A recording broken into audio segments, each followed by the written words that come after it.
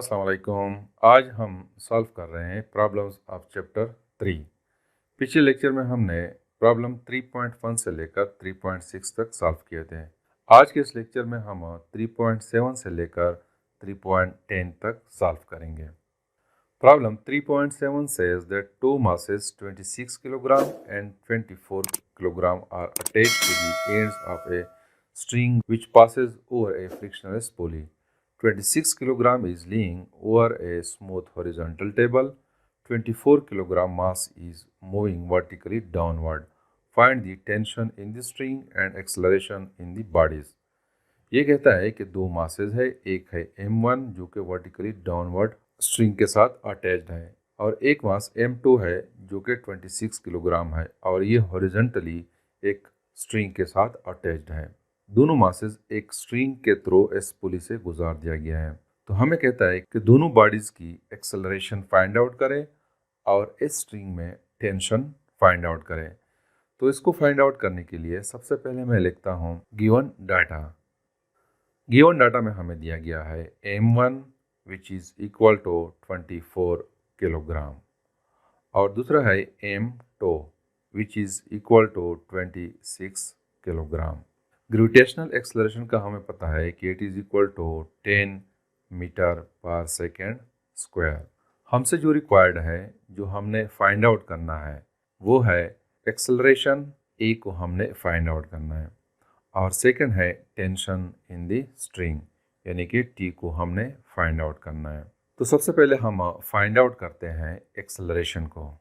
तो एक्सेलरेशन के लिए हमारे पास इक्वेशन है कि a is equal to m1g divided by m1 plus m2। यहाँ पे हम वैल्यूज पुट करते हैं। m1 है 24 किलोग्राम और g की value 10 metre per second square है। नीचे है m1 इक्वल है 24 प्लस m2 है 26 किलोग्राम। तो this will become equal to 240 divided by 50। इसको जब हम आपस में डिवाइड करेंगे तो we will get 4.8 metre per second square. तो बॉडीज की acceleration 4.8 metre per second square है। सेकंड हमने फाइंड आउट करना है t। तो t को फाइंड आउट करने के लिए हमारे पास इक्वेशन है कि m1 m2 divided by m1 plus m2 g। इन दोनों इक्वेशंस को हम पढ़ चुके हैं। एक्सेलरेशन के लिए जो इक्वेशन है और टेंशन के लिए जो इक्वेशन है, ये हम पढ़ चुके हैं। तो इसमें हम वैल्यूज पुट करते हैं।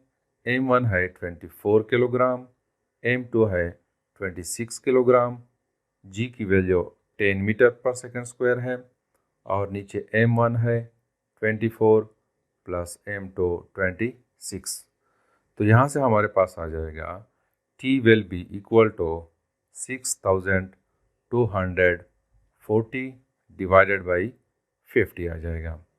इसको जब हम आपस में डिवाइड करेंगे तो वी विल गेट 124.8 न्यूटन। तो स्ट्रिंग में जो टेंशन है वो 124.8 न्यूटन है। Question 3.8 says that how much time is required to change 22 Newton second momentum by a force of 20 Newton। ये कहता है कि एक ऑब्जेक्ट है, फॉर एग्जांपल एक बॉडी है, उस बॉडी पे 20 न्यूटन की फोर्स लगती है जिसकी वजह से इस बॉडी की मोमेंटम चेंज हो जाती है 22 न्यूटन सेकेंड। तो ये चेंज कितने टाइम में प्रोड्यूस होता है, इस टाइम को हमने फाइंड आउट करना है। तो सबसे पहले मैं लिखता हूँ गिवन डाटा। गिवन डाटा में हमें दिया गया है change in momentum delta P which is equal to 22 newton second है। दूसरा हमें दिया गया है force which is equal to 20 newton. हमसे जो रिक्वायर्ड है, जो हमने फाइंड आउट करना है, वो है टाइम। टी को हमने फाइंड आउट करना है। दोस्तों हमारे पास एक इक्वेशन है कि force is equal to change in momentum divided by time, change in time. इस इक्वेशन को हम यूँ भी लिख सकते हैं कि F is equal to change in momentum और टी को हम लिख सकते हैं कि T final minus T initial. Initial को यहाँ पे हम ज़ीरो कंसीडर करते हैं। तो delta P divided by T F की जगह हम सिंपली टी लिखते हैं। अब इसी क्वेश्चन को मैं लिखता हूँ कि F is equal to delta P divided by T. अब चूंकि हमने टी को फाइंड आउट करना है तो इस एफ को मैं यहाँ पे ले आता हूँ और टी को यहाँ पे ले आता हूँ। तो this equation will become equal to T is equal to change in momentum divided by force. Change in momentum 22 newton second है और फोर्स जो है वो 20 न्यूटन है।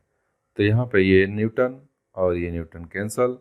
22 को जब हम 20 पे डिवाइड करेंगे तो हमारे पास वैल्यू आ जाएगी 1.1 सेकेंड। तो मोमेंटम 1.1 सेकेंड में चेंज हो जाता है जब हम उस पर फोर्स अप्लाई करते हैं 20 न्यूटन का। Question 3.9 says that how much is the force of friction between a wooden block of mass 5 kg and the horizontal marble floor. The coefficient of friction between wood and marble is 0.6. ये कहता है कि एक wooden block है जैसे कि आपको यहाँ पे नज़र आ रहा है, इसकी मास 5 किलोग्राम है। ये एक मार्बल की फ्लोर पे रखा गया है जैसे कि ये है। इस वुड और ये मार्बल के दरमियान जो कोफिशिएंट ऑफ फ्रिक्शन है वो 0.6 है। हमसे कहता है कि इस वुडन ब्लॉक और मार्बल के दरमियान जो फोर्स ऑफ फ्रिक्शन है वो फाइंड आउट करें। तो इसके लिए सबसे पहले मैं लिखता हूँ गिवन डाटा। गिवन डाटा में हमें दिया गया है mass M is equal to 5 kilogram और second coefficient of friction it is equal to 0.6। हमसे जो रिक्वायर्ड है वो फोर्स ऑफ फ्रिक्शन है, इसको हमने फाइंड आउट करना है।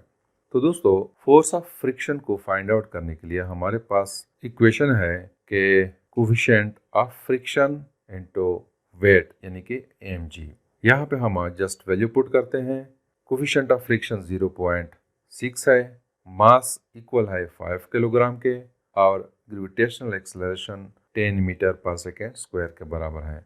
तो force of friction is equal to 30 Newton.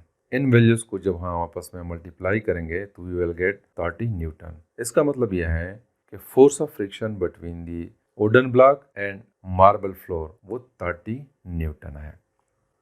Question 3.10 says that how much centripetal force is needed to make a body of mass 0.5 kilogram to move in a circle of radius 50 centimeter with the speed of 3 meter per second।